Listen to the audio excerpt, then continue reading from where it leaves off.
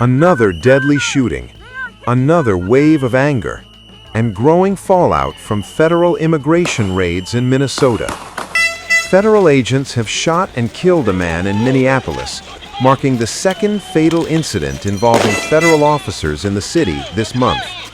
Minnesota Governor Tim Walz sharply condemned the operation, blaming the Trump administration's immigration enforcement crackdown. Walz confirmed he spoke with the White House following the shooting and demanded the operation be halted immediately. Calling the incident sickening, the Democratic governor urged President Donald Trump to pull federal officers out of Minnesota. Details remain unclear, but the shooting comes amid daily protests across Minneapolis and St. Paul. Those demonstrations erupted after the January 7th killing of 37-year-old Renee Good, who was fatally shot when an ICE officer fired into her vehicle during an enforcement action. Minneapolis police later identified the latest victim as a 37-year-old Minneapolis resident and a U.S. citizen. Police say he was believed to be a lawful gun owner with a permit to carry. Multiple officers were involved in the shooting.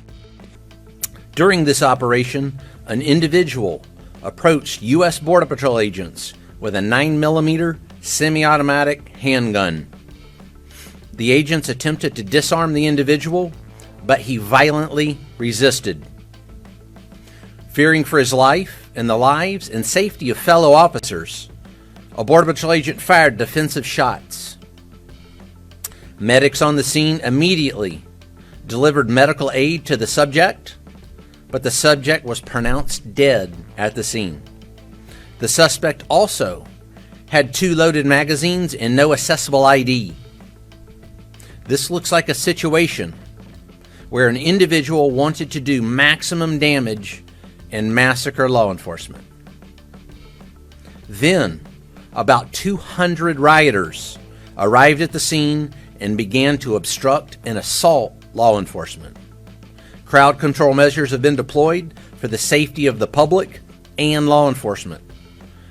The officer was highly trained and had been serving as a Border Patrol agent for 8 years. The officer has extensive training as a range safety officer and less lethal officer. We will not allow violence against our law enforcement officers, and we need state and local help. State and local law enforcement to help us coordinate to get violent criminals off the streets. Mayor Fry and Chief O'Hare just a few minutes ago did the opposite of that by omitting the fact that the suspect had a gun and magazines full of ammunition. Our demand today is for those federal agencies that are operating in our city to do so with the same discipline, humanity, and integrity that effective law enforcement in this country demands.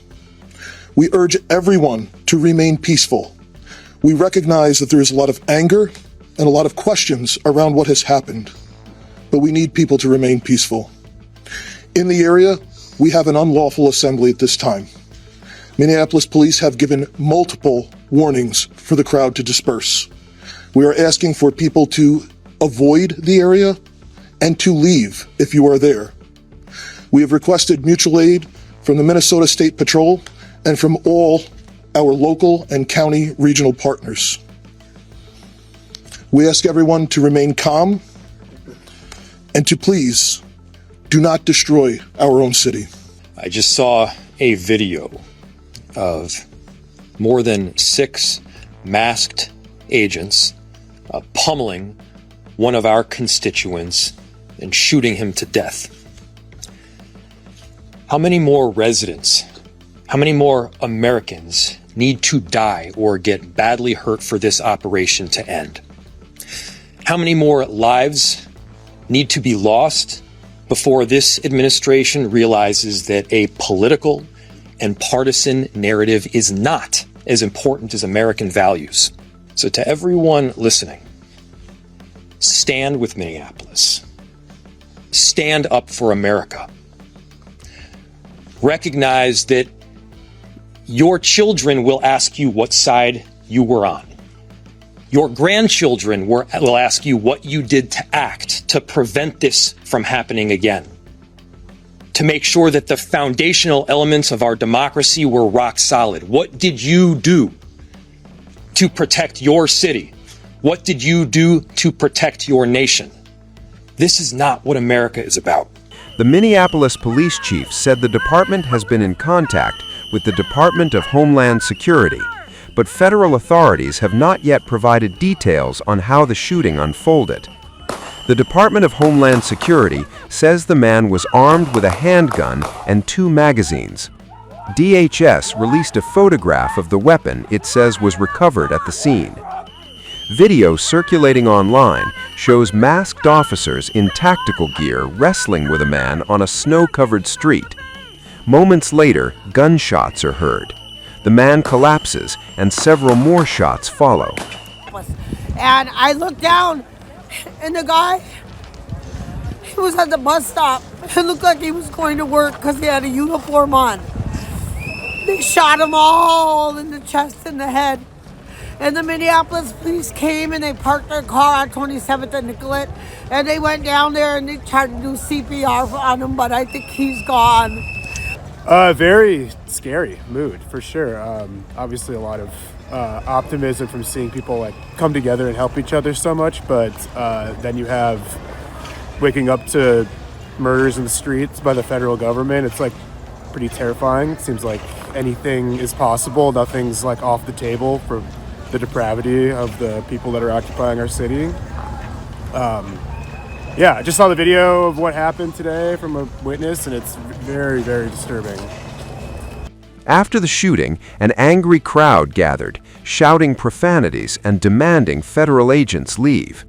Footage shows one officer appearing to mock protesters, while other agents were seen shoving a demonstrator into a vehicle. Democratic Senator Tina Smith called the shooting catastrophic. City officials say the incident is under investigation and urged residents to remain calm and avoid the area. As tensions escalated, video showed federal agents deploying tear gas on a growing crowd of onlookers.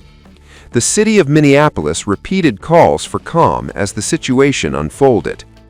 The shooting comes just one day after thousands of demonstrators flooded Minneapolis streets in freezing temperatures. Their message was clear: end the immigration crackdown and get federal agents out of Minnesota.